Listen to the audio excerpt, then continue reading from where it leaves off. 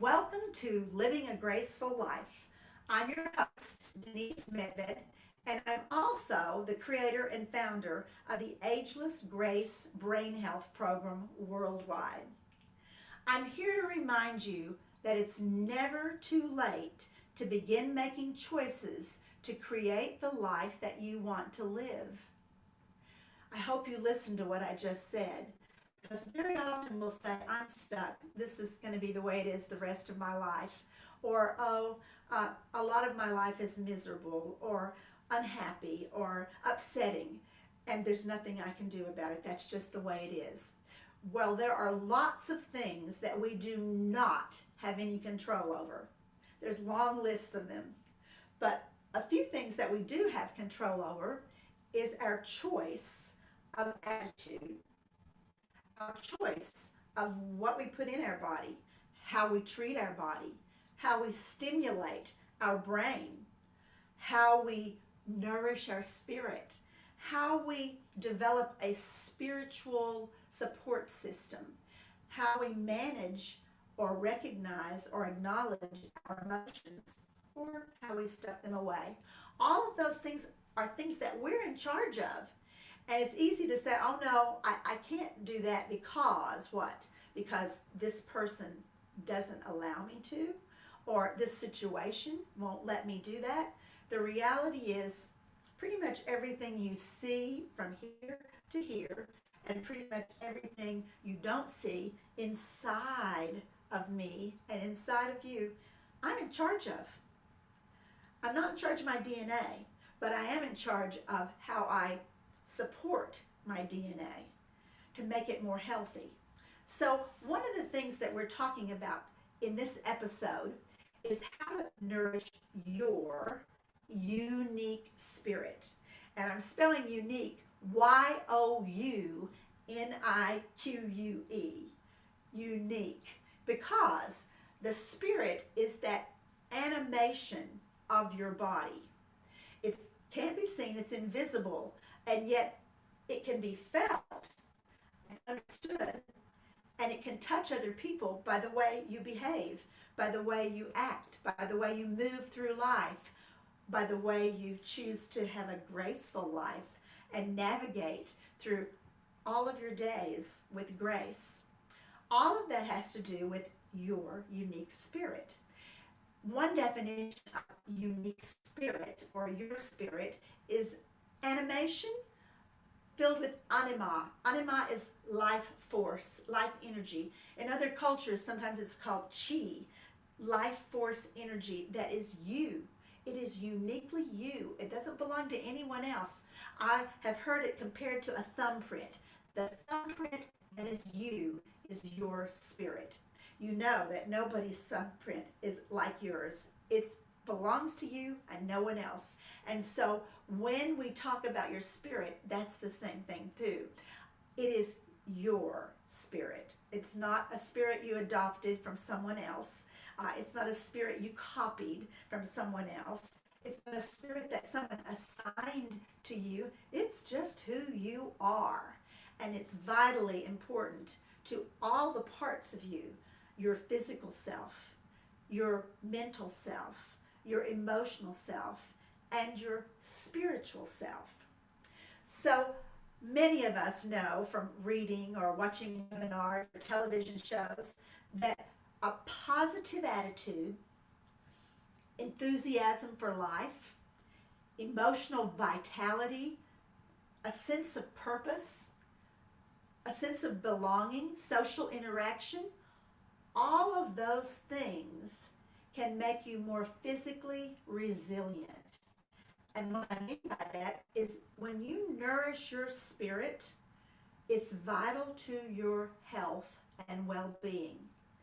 Literally, doing those things I just mentioned, doing those things that have to do with your attitude, your vitality, your purpose, your interaction with others, those things can make you well. They can make your immune system stronger. They can make you more active in life and give you a greater vitality. So, easy to say, right? But how do we do that? How do we nourish our spirits? Well, Dr. Mark Hyman, who knows a lot about the brain as well as the body, did a wonderful article about nourishing your spirit. And I just want to pick out a few little things from that article and share them with you. One of the first things he said, and I'm paraphrasing, is to check in with yourself. Now, what does that mean? Well, I kind of like to think of it as having a conversation with myself, but more importantly, having a truthful and honest conversation with myself. So I can say to myself, all right, how am I feeling this morning? Or how am I feeling today? And I can say, well, I'm going to choose a positive attitude because I know that's a good thing. I feel great. Well, am I being honest? I don't feel great. Maybe I need to take care of myself. Maybe I need to rest. Maybe I need to give myself some time before I jump into the world today. Or what if I say, how am I feeling about things in my life? And I kind of go through the checklist. How am I feeling about my job? Well, maybe my answer is, well, it doesn't matter because I can't change it. I have to have a job, and that's the one that I picked, and I want to stay until I retire, so I can't do anything about it. That's not true. There are so many ways you can change your attitude, your actual situation, your workplace physically, your possibly colleagues, or your interactions with your colleagues, or even the structure of your job. So there are always choices about everything. So when you're honest with yourself and you say, you know what, I hate being in that cubicle. It stresses me out. It's ugly. I hear everybody else around me. But I have no choice. I'm stuck in a cubicle. Is that true? Or could you possibly put a beautiful painting on the wall of your cubicle, or a calendar with pretty pictures, or could you put a little water fountain that trickles and tinkles, or a white noise machine on your desk? You see where I'm going. I don't have to come up with 1,000 remedies to imaginary situations, but there are always choices that you can make to improve something. And when you make even one little change in something that feels like it's dragging your spirit down, then it starts to lift your spirit up. So another thing you can do, besides checking in with yourself and being honest and giving yourself the truthful answers to your questions of yourself, is to journal. That's one way to ask questions of yourself, or maybe come up with things that you didn't even know were bothering you. Now, many people think journaling involves a lot of time and effort, and people say, oh, I can't write. Well, the point of a journal is not for someone else to read it. It's for you. So you don't have to worry about, is the grammar correct? Should I say this because it sounds good and someone might read it? It's kind of like a diary, lock and key. Nobody needs to read it but you. More importantly, you may not even read it. You just need to write it down. And as you're writing it down, you're listening, looking, and reading at what you're writing. So some people say, well, I don't know what to do in a journal. I don't know where to start or where to begin. How about if you just literally do something called stream of consciousness journaling, and you just write the first word down that comes to your mind? It means that your unconscious, your subconscious, has something in there that made you write that word down. So then just start writing about that word. You might be surprised where writing about that word, even though it may seem silly, it may be pancake or raisin. Notice I've got food on my mind apparently tonight. And then I start writing, and maybe a memory from my childhood comes up, or something I wish would happen. Like, I'd like my husband to take me for pancakes tomorrow morning and let us have some together time. You might be surprised what comes up when you start to write. How long does it need to be when you write in your journal? A sentence? A paragraph? 20 pages? It doesn't matter. Again, you're in charge of that. It's up to you how much you write in your journal. It can be a lined spiral ring notebook that you got from the dollar store. It does not have to be a beautiful journal by any means. So journaling is one way of nourishing your spirit. And you might be surprised what you find out there. Another thing is, here's the big one, being willing to change gracefully. Change. That word scares us all, probably. But what I really mean is to change something small or change directions. And that has to do with the first two things we talked about. Checking in with yourself, giving yourself honest answers, journaling honestly, truthfully from your heart and soul and spirit. Meaning, if you see something, if you come upon something, if you discover something that is dragging you down, that is killing your spirit, that's hurting your spirit, can you change it? Even in a small way. Like I mentioned, decorating your cubicle. If that cubicle is dragging you down, then what can you do? One small thing, maybe one small thing this week, another small thing the next week. Making some changes and being willing to make changes. That might be an interesting question to ask yourself. What changes am I willing to make to nourish my unique spirit? The next one is something that's near and dear to my heart. I've been studying feng shui most of my adult life. Feng shui, Fengshi. And it basically means wind and water. It's talking about the forces or the catalysts of change. And one of those things is clutter.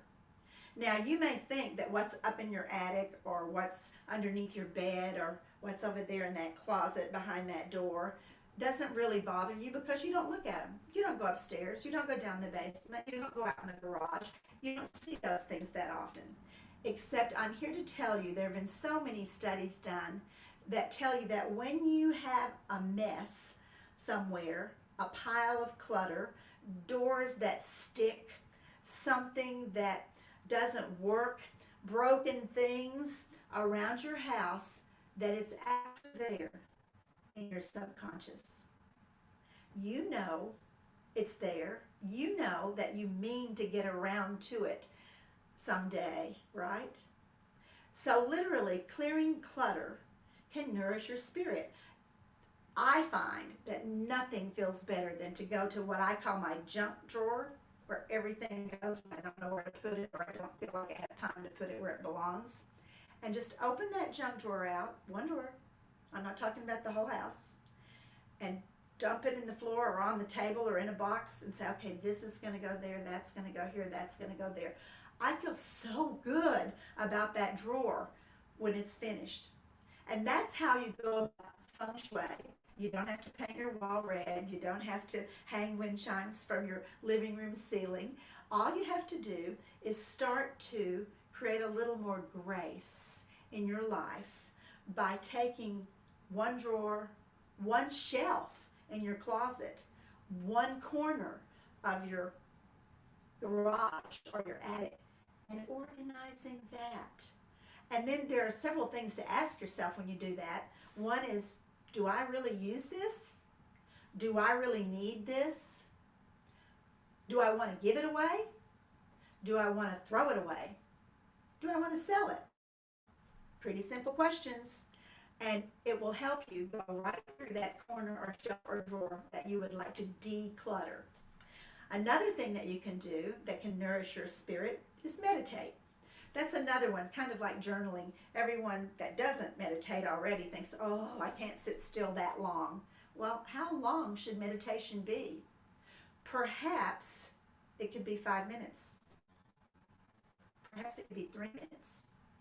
Perhaps you could do 3 minutes 3 times a day. Maybe it is 30 minutes. Maybe it is 20. It's totally up to you. Here's another thing.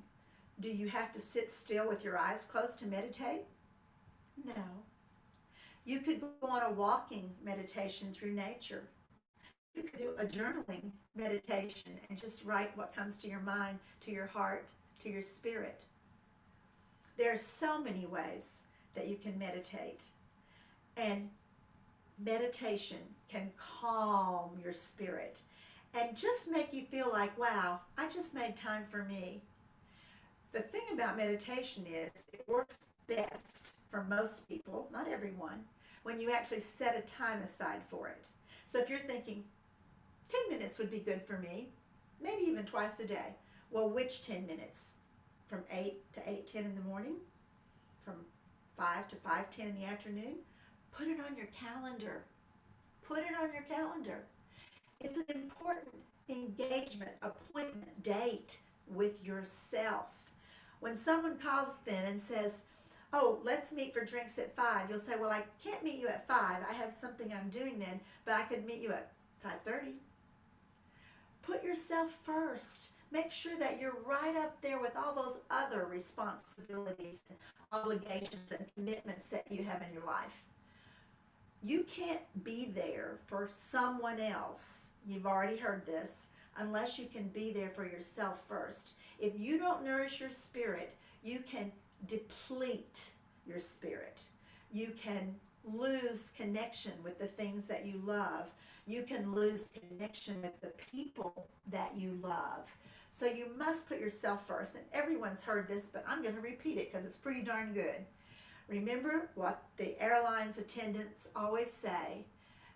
In case of emergency, the oxygen mask will drop, and put your own mask on first and then assist your friends or children or family.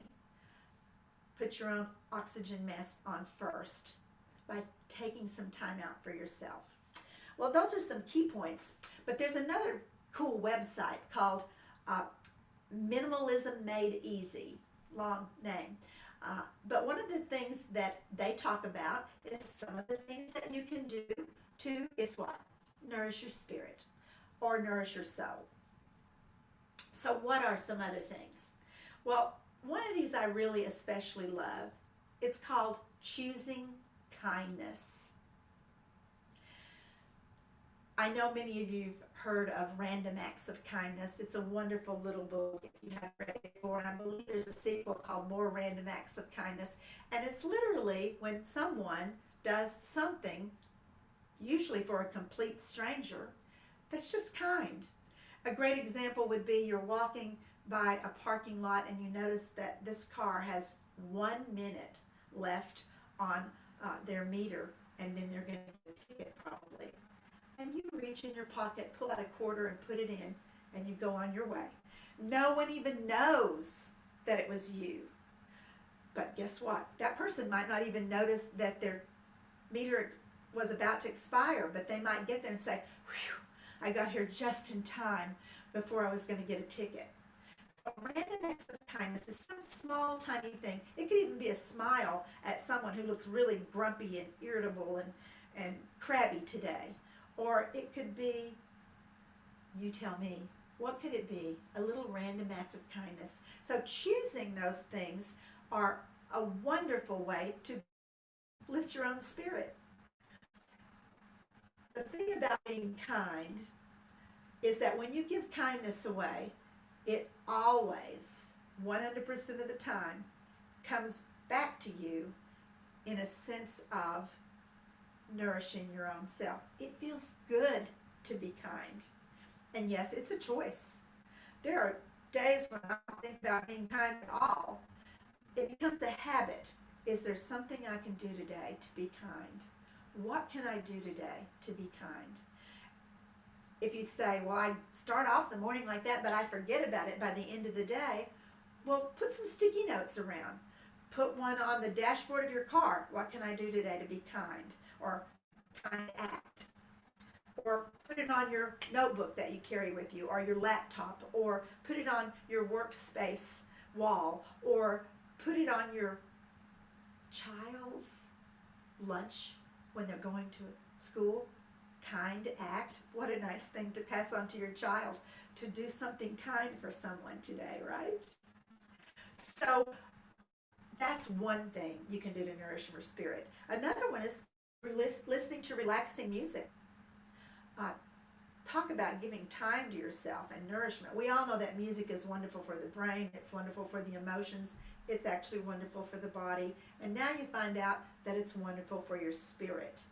Choose beautiful, relaxing music that feeds your soul, that lifts you up. And maybe, I'm saying beautiful, relaxing music. Maybe what feeds your spirit is wild and crazy rock and roll and getting up and dancing in the living room. The average song is about 3.5 minutes long. So get up and dance for 3.5 minutes if that's what nourishes your spirit. Do music. Another one is caring for your body. A simple thing like putting a mask on your face once a week or once in a while, or maybe giving yourself some fun time in the bathtub, relaxing in big bubbles, or maybe giving yourself a little nap for 10 minutes, 15 minutes, 20 minutes once in a while. Taking care of your body is taking care of yourself, and your spirit knows that. Wow, she took time out to care for her body. That's an important thing to do. Now, another way to care for your body is what you wear. I kind of did that tonight. Typically, I wear a solid color on my TV show because it's great for, I don't know, being seen and not distracting anyone. But today, on purpose, I reached for this because I'm a redhead, so I love autumn colors. And I said, you know what? This is what I want to wear on my show tonight. So I'm nourishing my spirit right now as we speak.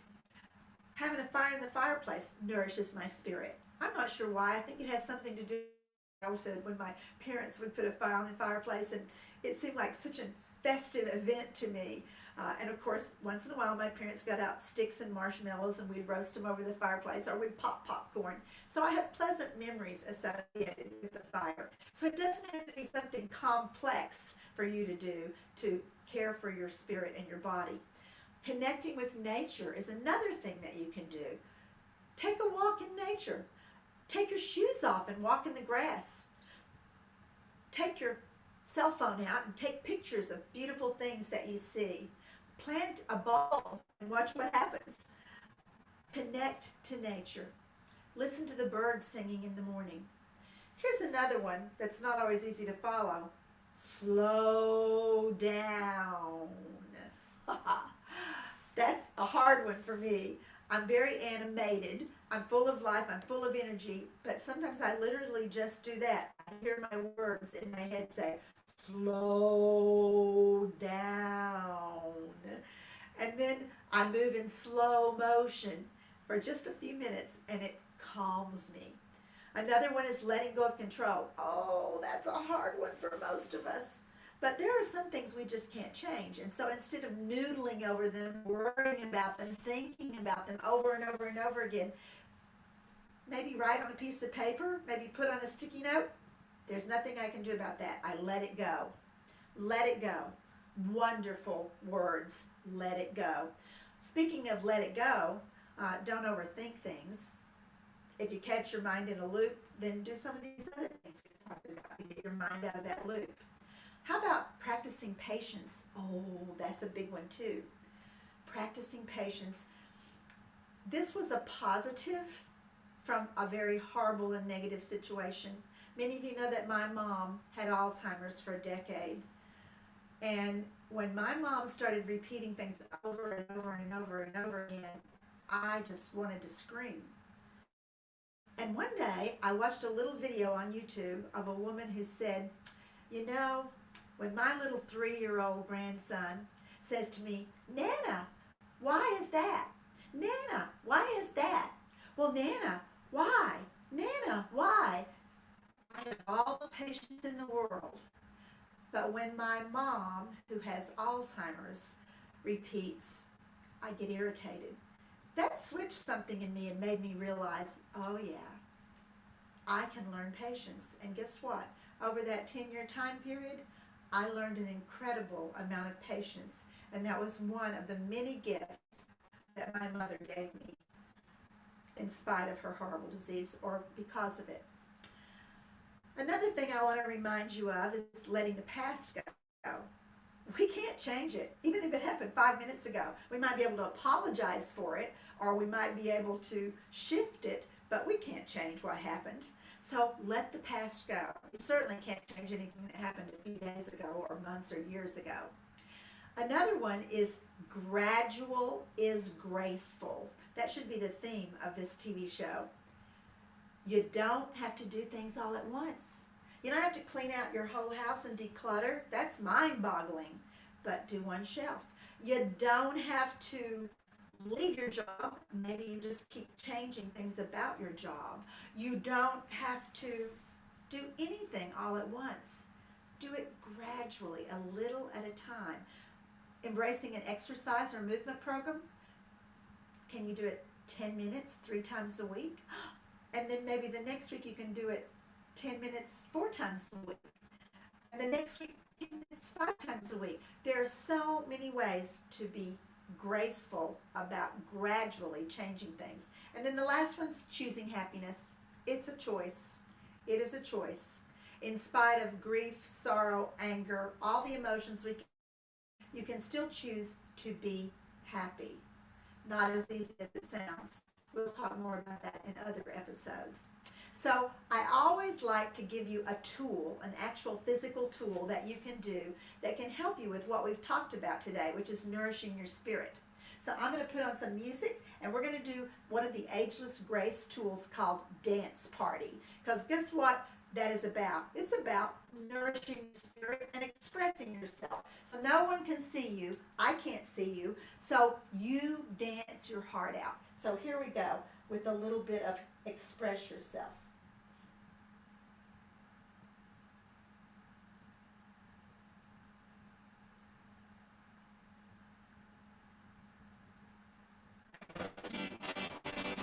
So start with the feet. Just move them all around. Add in the forearms, just the forearms.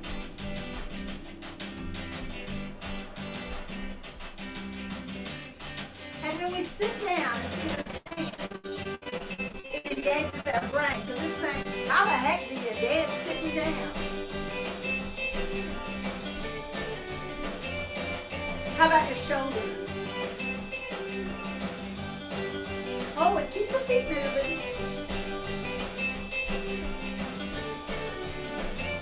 How about the head movement? What if we extend our arms? Take up some space.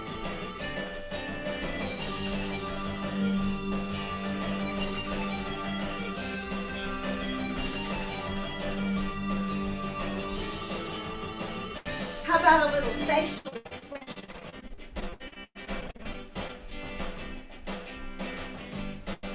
Now, one of my favorite body parts are the hips. So get your hips going. Get your tail feathers wiggling. And maybe your feet can still move. Hips, tail feathers.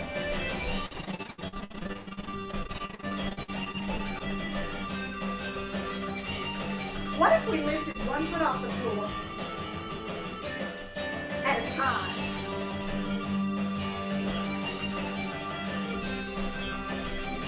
What if we lifted 2 feet off the floor?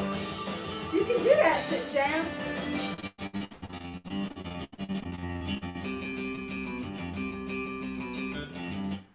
All right. So you for 2 minutes, 3 minutes, 10 minutes, it doesn't matter how long you practice Dance Party, but it engages your brain, as I said, just because you're sitting down in a chair. Your brain is saying, well, what do I do with my feet if I'm in a chair? What do I do with my back? Can I really move my tail feathers in a chair? Yes, you can do all that and more, and it will activate those 5 primary functions of your brain when you do. So if you want to learn more about the tools of Ageless Grace Brain Health, you can go to our website, agelessgrace.com, AGELESSGRACE.com. There are all kinds of articles, blogs, video clips, a free class that you can sign up for and have downloaded and do it as much as you would like. But even doing 10 minutes a day is shown to help improve your brain health, which improves your overall body function, which nourishes your unique spirit. So I encourage you to do all the things that we talked about tonight, or one of them, and Nourish your unique spirit, that part of you that's like no one else's in the whole wide world. So you can also go and find our products, DVDs, books, those types of things on the winwinwomen.com store. WINWINWOMEN.com. So thank you for joining me on Living a Graceful Life. I hope you've had as much fun and enjoyment as I have.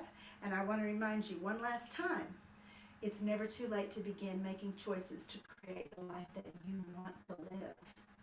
So I love to do a what if. What if everybody watching this nourished your spirit this week once, twice, 3 times? I think we could change the world. Thank you.